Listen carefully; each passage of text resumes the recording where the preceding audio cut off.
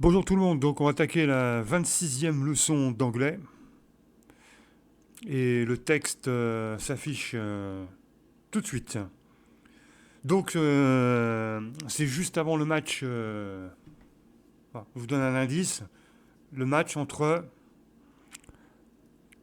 Amsterdam, les Pays-Bas, les Pays-Bas contre l'Argentine. Donc vu qu'il y a eu des prolongations, du coup j'ai fait les courses juste après, quelques courses juste après. Du coup, je suis un petit peu à la bourre. Et donc, je serai en train de faire de l'anglais euh, euh, pendant les premières minutes du match, en fait. Voilà. Donc, s'il y a un but, je mettrai du son et puis vous en ferai profiter. Donc, comme je vous l'ai dit hier, actuellement, je suis en train de regarder à nouveau Fear the Walking Dead. Donc, évidemment, avec une autre vision, la vision de quelqu'un qui a déjà vu la série. Donc, des choses qui m'ont échappé, ou simplement parce qu'on ne peut pas se souvenir de tout. Et, et puis c'est assez marrant parce que...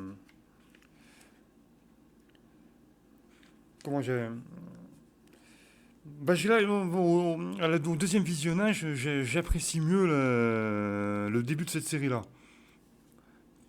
Bon. Parce que quand on passe d'une série à une autre, qui est dans le même genre, euh, une série, quand on passe de la série mère à la série fille, vous savez, on s'attache à des personnages. Et quand on regarde une autre série avec des personnages différents, il faut un temps d'adaptation en fait. Euh,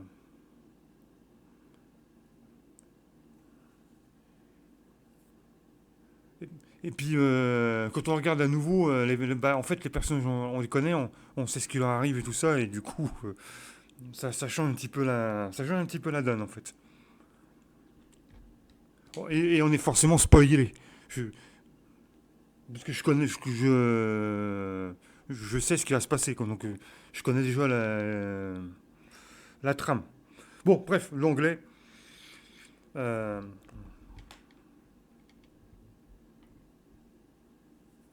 et remarquez qu'on parle de métissage, ça commence déjà très fort, puisque l'héroïne, la fille qui s'appelle Alicia, bah, je vous donne dans le mille, avec qui elle est en couple, bah, un Renoir.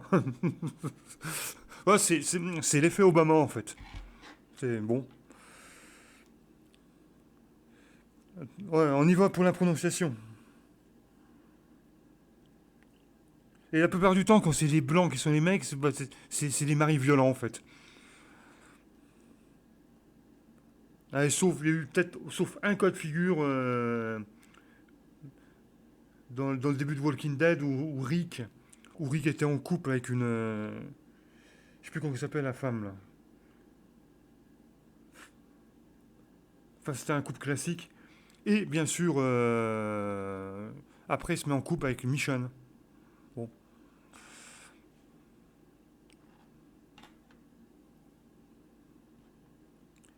Tu sais, quoi que dans le début de Fear the Walking Dead, il y a un couple qui est classique. Des Néo-Zélandais, là. Bon, bref, on y va. Euh, prononciation. Alors, le titre se dit fully booked. Booked. Fully booked. Voilà.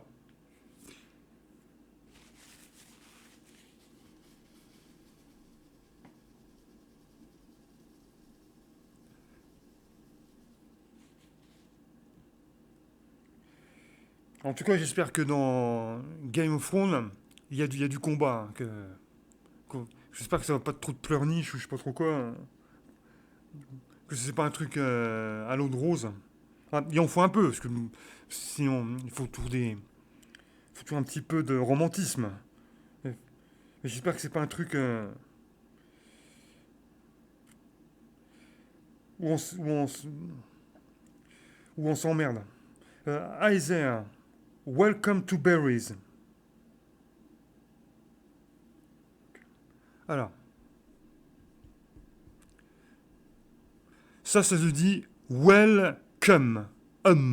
Pourquoi on prononce puisque l'accent il est ici. Je rappelle que les voyelles non accentuées ont une fâcheuse tendance à se prononcer a. Donc on dira, moi je dis welcome, mais en fait c'est une faute. Il faut dire welcome. On dit comme, ok, mais attention toujours à cette histoire de voyelles non accentuées, de syllabes non accentuées, voyelles, de syllabes non accentuées. Parce que souvent, on les prononce de manière beaucoup moins évidente. Donc, tout comme, donc donc on monte ici et on descend là. Donc ça fait welcome. Voilà. Welcome.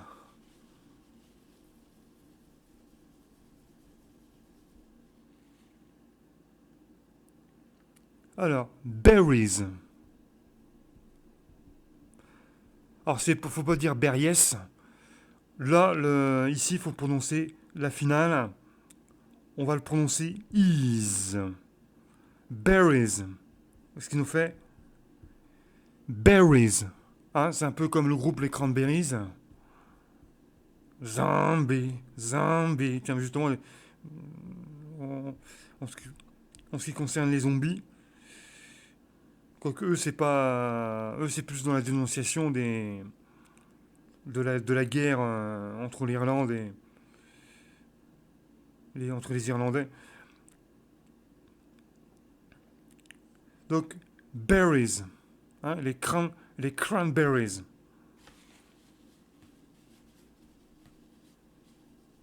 Dans ce groupe-là, il n'y a que deux chansons qui sont connues. Zombie et puis, à la rigueur, la chanson suivante. Quoi.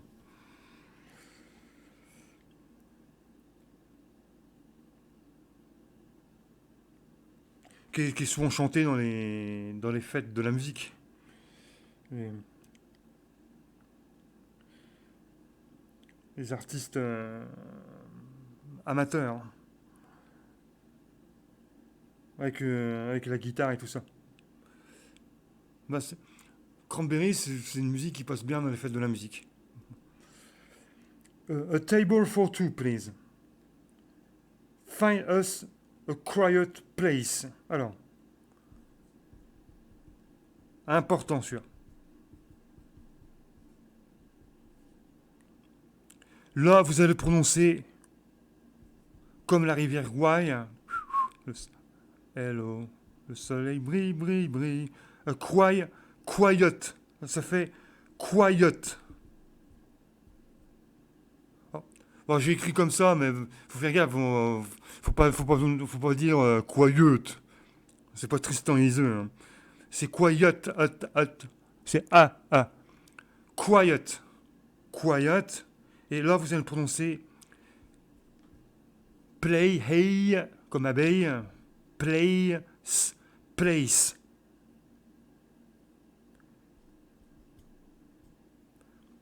Quiet place.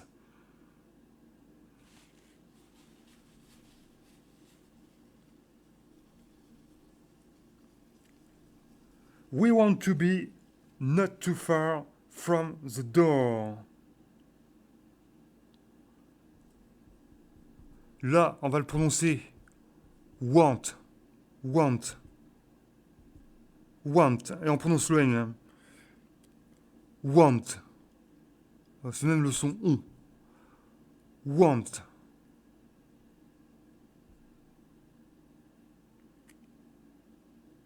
Too far. Alors. Too far. Donc là, on va prononcer too. C'est too. Comme si vous faisiez too. Et ici, on va prononcer le R, mais très brièvement, voire même pas du tout. Si vous, ça marche aussi. Vous esquivez un tout petit R, too far. En fait, le truc, c'est qu'on allonge le A, et du coup, ça donne l'impression qu'il y a un R, mais c'est too far. Hein, en fait, faut pas dire. Ce qu'il faut, c'est surtout pas dire tout phare. Voilà, c'est tout phare. Non, ça, faut pas le faire. C'est tout fort. Et pareil pour les Doors. Bah, de toute façon, tout le monde connaît le groupe les Doors. Hein. Bah, c'est ça. Donc, alors pour ceux qui sont pas connus les années 70 ou qui connaissent pas la musique des années 70, c'est une musique un peu guitare baba cool, guitare drug and rock and roll. Donc ça se dit do, on allonge le haut et on prononce très faiblement le R. Do, do. Même, c'est un espèce de E en fait. Do, do, do. Alors, si j'exagérais, ça fait do. Oh, ne faites pas comme ça. Do. Voilà.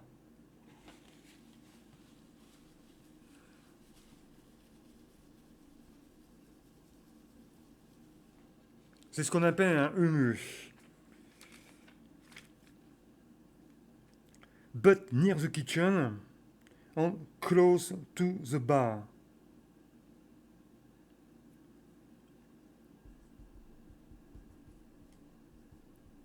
Oui, on va le prononcer. Kitchen. C'est pareil, c'est des E, le son E, bref. Hein, kitchen. Kitchen. Un. Kitchen.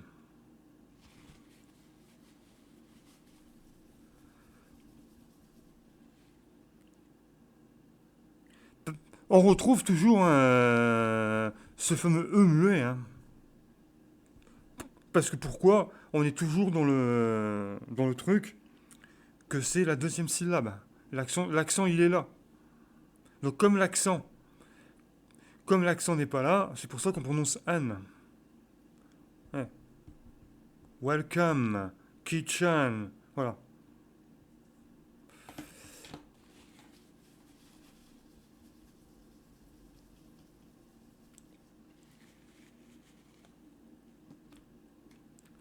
Close. Là, on va allonger le haut, ça va faire close. Close.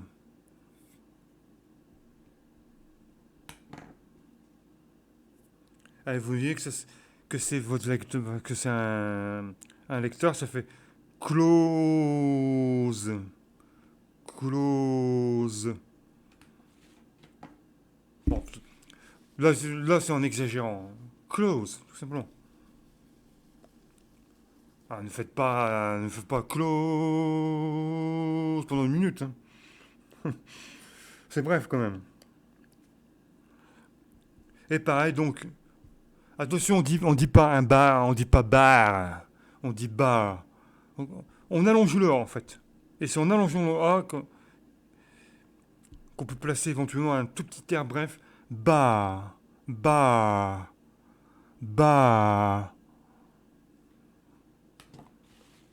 Donc, comme je dis, évitez bar. In the bar. Non. In the bar.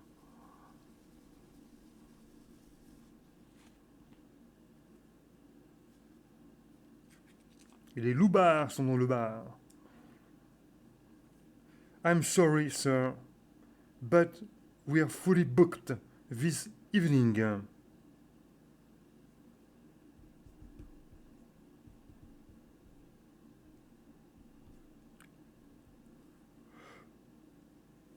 Pareil, non. Ici on va prononcer I'm sorry. Sorry. Hey, sorry. On,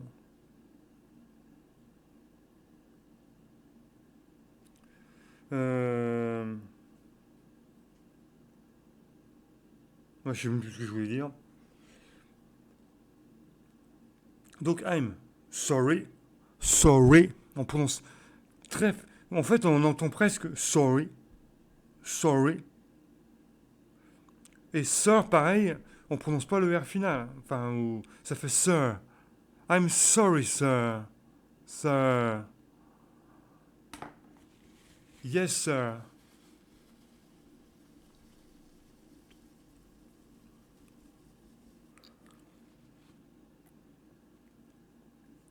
Ok. Ok, ok. Alors, ici, le final de ce mot-là, on fait comme si il y avait un T.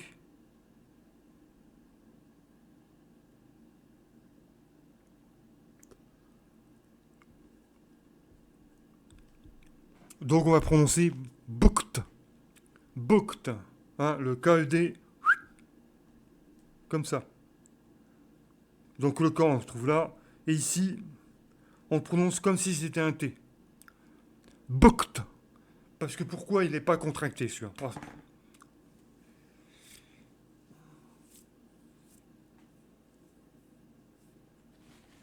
Donc, booked.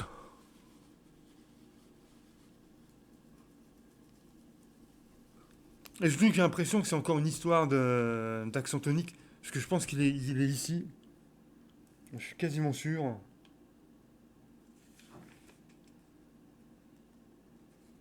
Hum.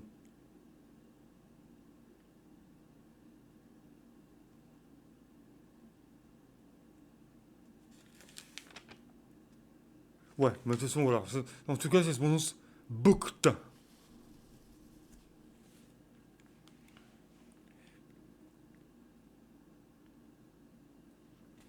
Pareil, ici.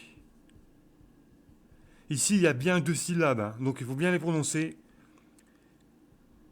Donc, on a la syllabe quai et on a la syllabe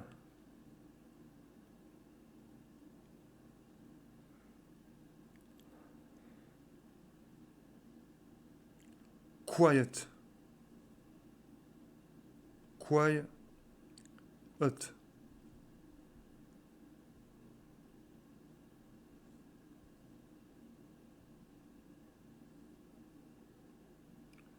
Donc, par contre, là,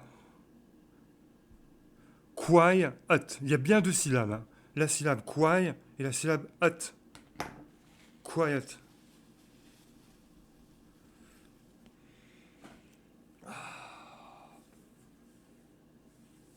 Oh, je suis creux. Hein. J'ai les paupières qui se ferment.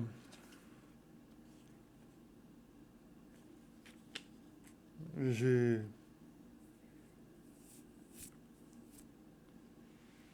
je me sens lourd.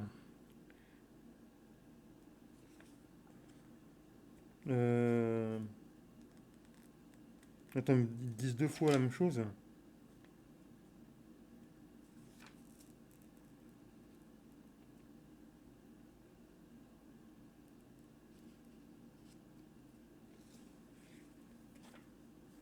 Là, je suis en train de regarder un truc.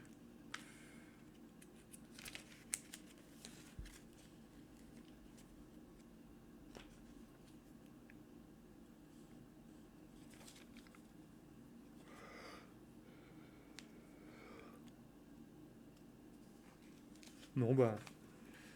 Donc, on va continuer. Après la prononciation, on fait la grammaire. Fully booked, either. Welcome to Berries.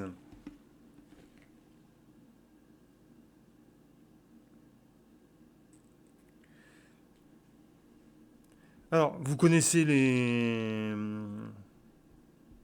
cranberries. Alors, là, je parle pas du groupe. Je parle du fruit. En fait, déjà, pour commencer, toute chose, berries, c'est le pluriel de berry. Donc, berry, regardez bien la transformation,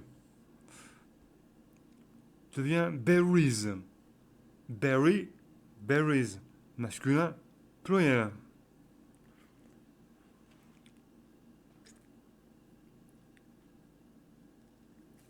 Alors, quand vous allez faire les courses, vous voyez souvent qu'il y a des cranberries, enfin, ou des jus de fruits aux cranberries. Enfin, surtout si vous allez à Aldi. Je pense qu'ils ont que chez Aldi, en fait. C'est canadien, hein, donc, il faut savoir, en fait, berries, c'est-à-dire la baie.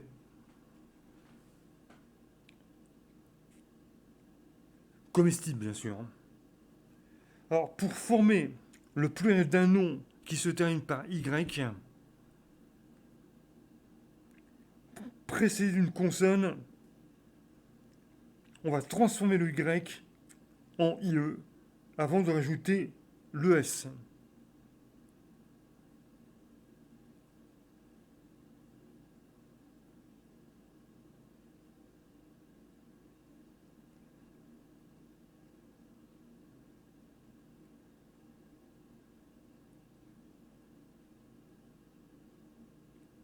Attends, là, si vous m'entendez pas, c'est parce que je suis en train de m'endormir. J'ai voilà, j'ai des absences. Et là, je suis complètement sorti de mon cours d'anglais. Là, je suis parti dans, je sais pas où, sur la planète Mars.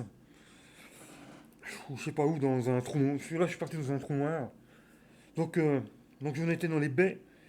Donc, pour voir le pluriel d'un nom qui finit par un Y, précédé d'une consonne, il faut préciser, on va transformer le Y en IE. Avant d'ajouter le S. Mais évidemment, le pluriel se forme avec un S. Par exemple, si j'ai party, donc, première chose qu'on regarde, première chose qu'on voit, c'est que le mot se termine par un Y. C'est ce qu'on est en train de dire. Juste avant, il y a une consonne. Donc, party va devenir au pluriel parties. Et on prononce, vu qu'il n'y a pas d'ajout de syllabe, on prononce is.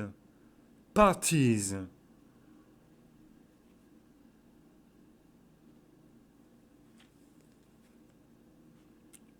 On va donner un autre exemple.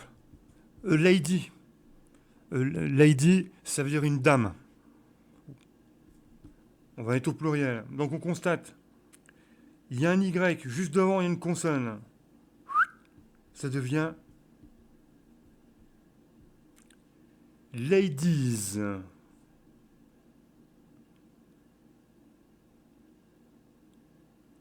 Ladies. Lady, ladies. Party, parties. Berry, a berry, berries.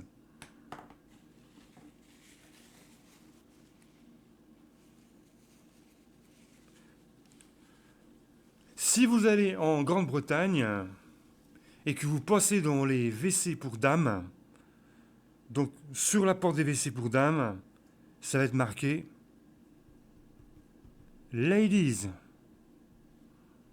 Voilà, ça c'est les chiottes pour dames. Ladies, voilà.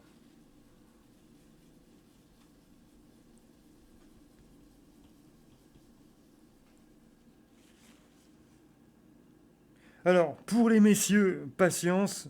On verra ça la semaine. On verra ça dans. Pas tout de suite. On verra ça pas tout de suite. On eux disent la semaine prochaine, mais bon, en fait, il faut compter 3 fois plus. Parce que maintenant, c'est en 3 parties. Donc, si vous avez envie de. Si vous êtes un homme, vous avez envie de pipi, bah, pour l'instant, c'est pas possible. Voilà. Alors, berry, avec un Y, s'emploie comme suffixe pour désigner un certain nombre de fruits charnus. Donc, les fruits charnus, vous avez remarqué, se terminent souvent par berry. Berry. Exemple, euh, si je veux dire une fraise, ça va être strawberry. La fraise, strawberry.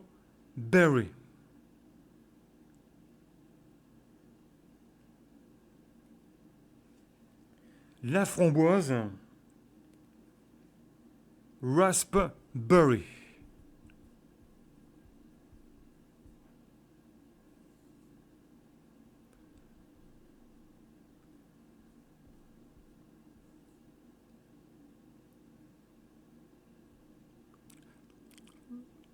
Raspberry.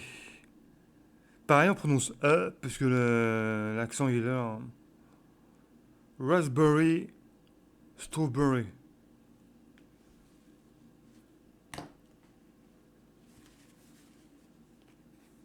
Etc., etc., etc. Donc les genres de baies, en fait. Les fruits rouges, ce qu'on appelle les fruits rouges. Souvent, ça se termine par berry. Et les fameux fruits canadiens, les cranberries.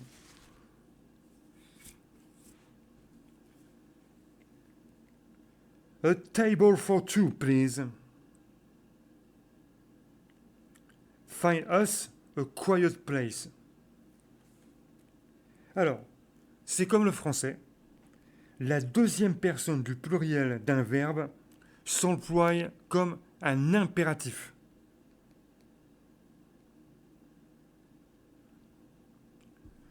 Donc là, on est à la troisième personne du singulier.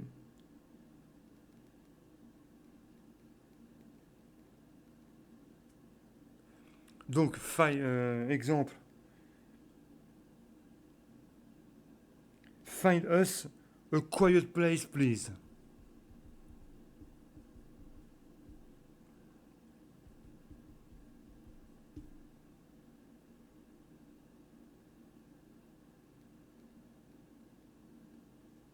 Donc, c'est un ordre. Ça veut dire trouvez-nous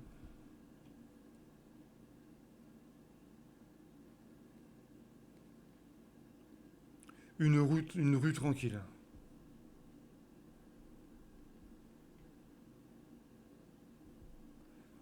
Trouvez-nous une rue, dis une rue.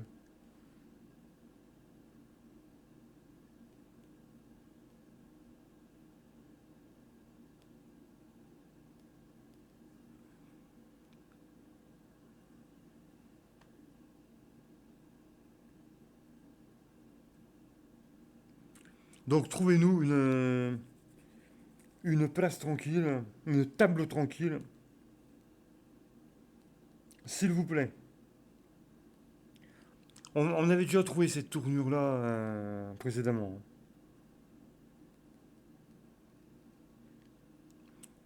Donc, c'est find us, en fait, c'est la deuxième personne du pluriel. Hein. Et donc là, c'est un ordre. C'est l'impératif.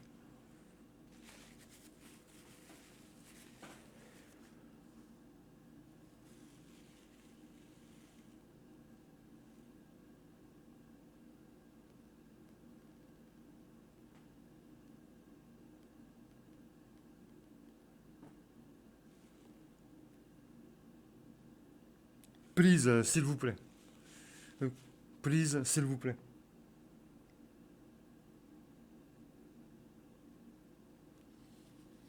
Alors, on va prendre. Pareil, on va prendre une phrase à la forme impérative. Tell me, how old are you?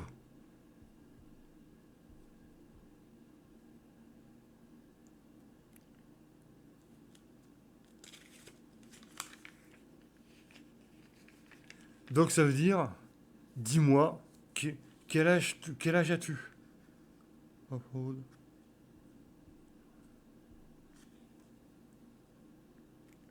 Ou dites-moi, quel âge avez-vous? Tell me, how old are you? Voilà.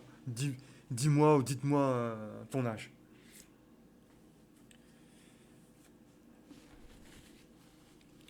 Alors pour l'instant, toujours 0-0 entre les Pays-Bas et l'Argentine. Donc, les Pays-Bas, hein. Hop, on est prêt.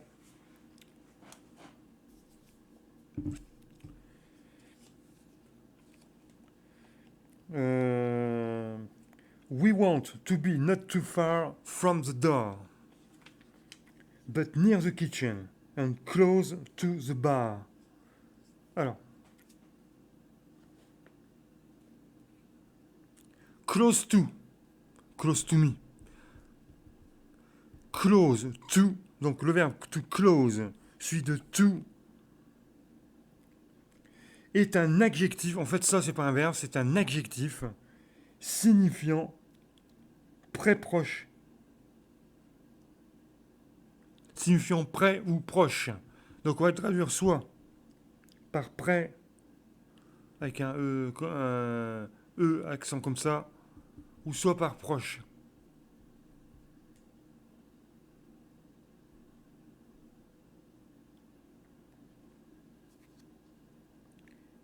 Exemple. Proche de, hein, proche de. Près de, proche de. Salford,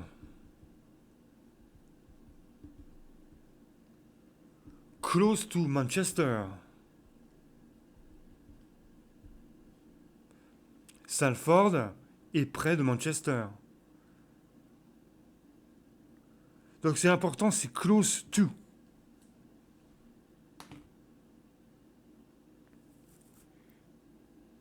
Ce qui veut dire Salford est près de Manchester.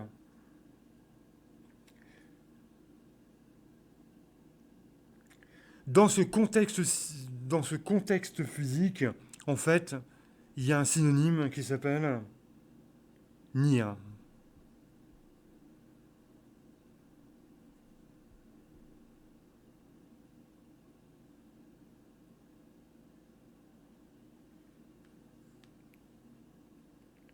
Mais close, too close, celui de too, peut aussi avoir un sens émotif que n'a pas near. Exemple, elle est très proche de son frère. Hein, elle est très proche de son frère, euh, émotivement parlant. Et donc, dans ce cas-là, quand on dit elle est très proche de son frère et qu'on parle d'émotion, on n'utilise surtout pas near. Surtout pas. Parce que si vous dites she's very near to her brother, la personne va comprendre qu'elle est située à côté de son frère. Mais si je veux dire elle est proche de son frère, sentimentalement parlant, je ne vais pas utiliser le near. Donc je vais utiliser l'autre. She's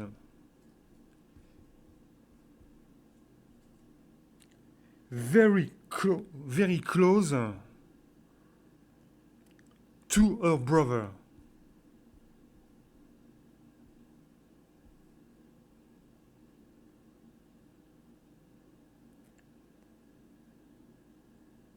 Donc ça veut dire elle est très proche de son frère, dans le sens émotionnel. Hein.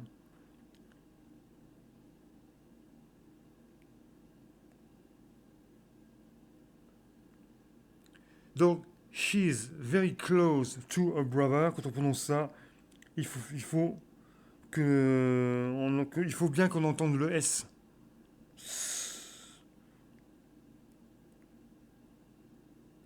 Alors, il ne faut pas confondre le verbe to be avec non, le verbe to close, qui se prononce close, avec un autre Z qui est bien assaillant, qui signifie fermer this report man closed at the weekend.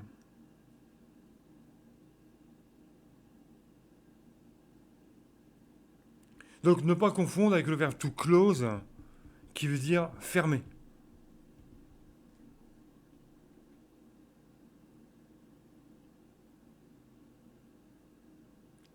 Exemple.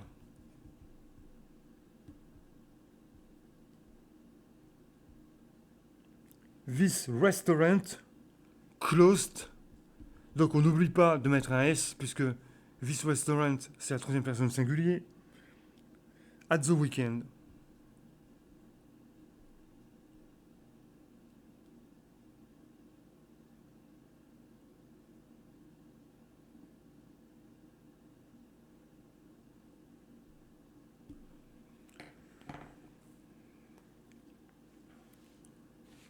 Voilà.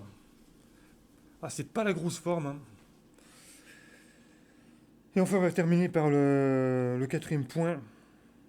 Euh, I'm sorry, sir, but we're fully booked this evening. Alors, sorry est un mot très utile au quotidien pour s'excuser ou exprimer un regret. I'm sorry signifie donc je suis désolé. I'm sorry. Je suis désolé. Mais ça peut vouloir dire aussi je regrette. Ça peut vouloir dire aussi excusez-moi. Tout dépend du contexte.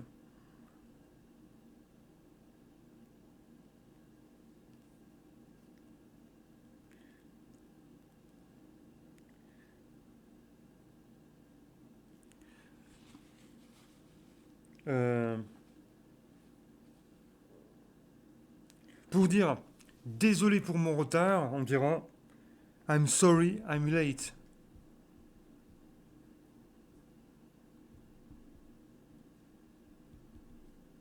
Ouh là là. Oui, parce qu'en fait, j'écris, mais tout en piquant du nez, en fait. Et, et du coup, j'arrive pas à écrire correctement. I'm sorry, I'm late. Et en plus, j'ai commencé à avoir soif, là.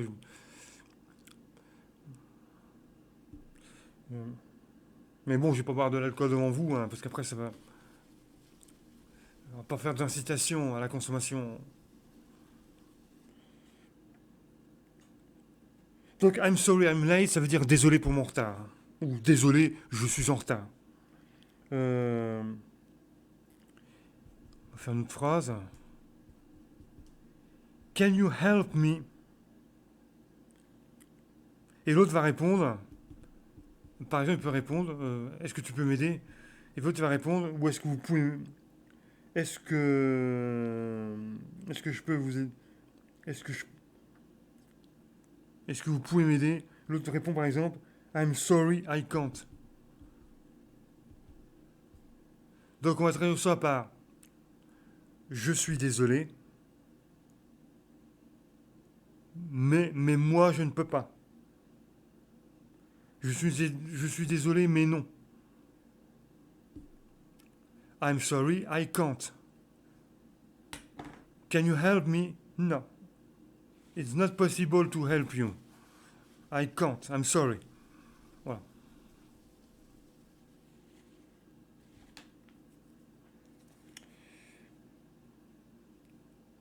Alors, et on va terminer par ce truc-là dont on va un petit peu dépasser. Euh, Comme ça, on aura terminé ça. A book. Vous savez que vous savez pas où. A book, ça veut dire un livre. Ah, le Facebook. Facebook, c'est le livre de ta face. Enfin, le livre de toi-même. Enfin, sur Facebook, tu écris ton histoire.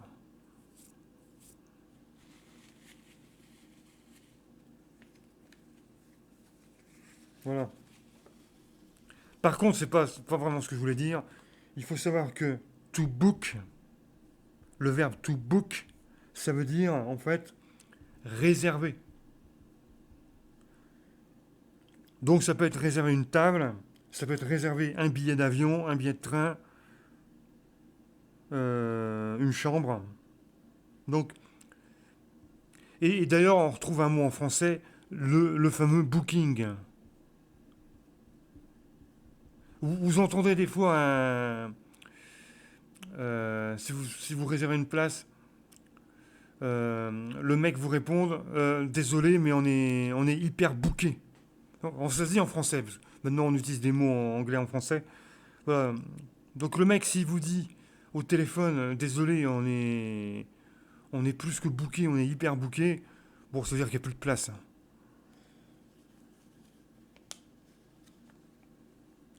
Donc, allez, on va faire une petite commande. Euh, Réservez-moi une table pour 4, cher ami.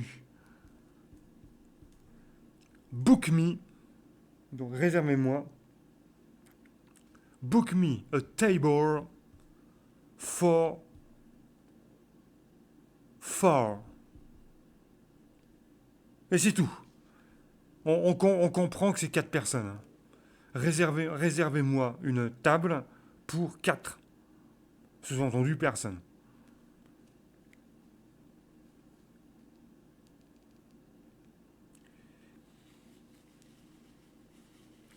Si vous allez dans une gare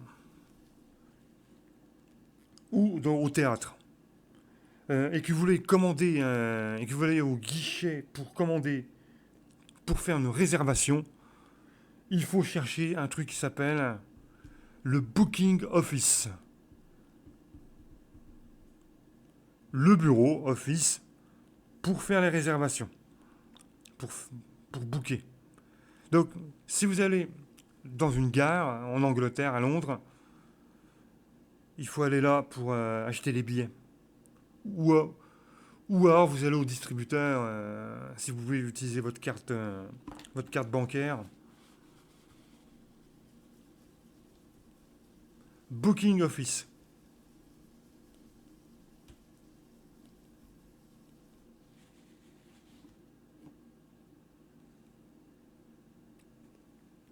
Alors, si un restaurant ou un hôtel affiche complet, ça sera marqué, donc il y aura une pancarte qui indiquera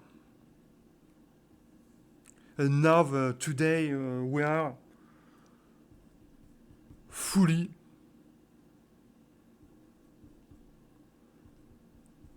booked. Booked. Pleinement réservé. Fully, en fait, c'est l'adverbe qui correspond au mot full. Full, en fait, ça veut dire complet. Donc, si vous allez dans un hôtel, il y a une pancarte où c'est écrit ça, bah, inutile d'aller plus loin. Hein. C'est que vous n'aurez pas de place, quoi.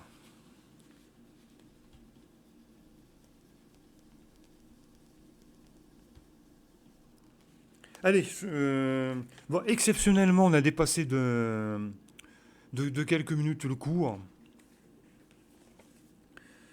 Parce que je voulais absolument terminer la partie, la partie grammaire. Puis j'ai perdu du temps au début à parler de mes...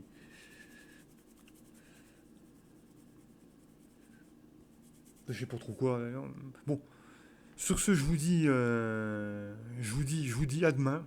Et puis, et je vais continuer à regarder le match de foot. Pour l'instant, c'est 0-0, donc...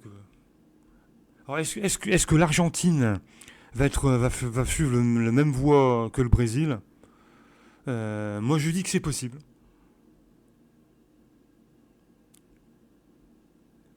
Allez, bye bye tout le monde. J'ai dépassé 10 minutes. Hein.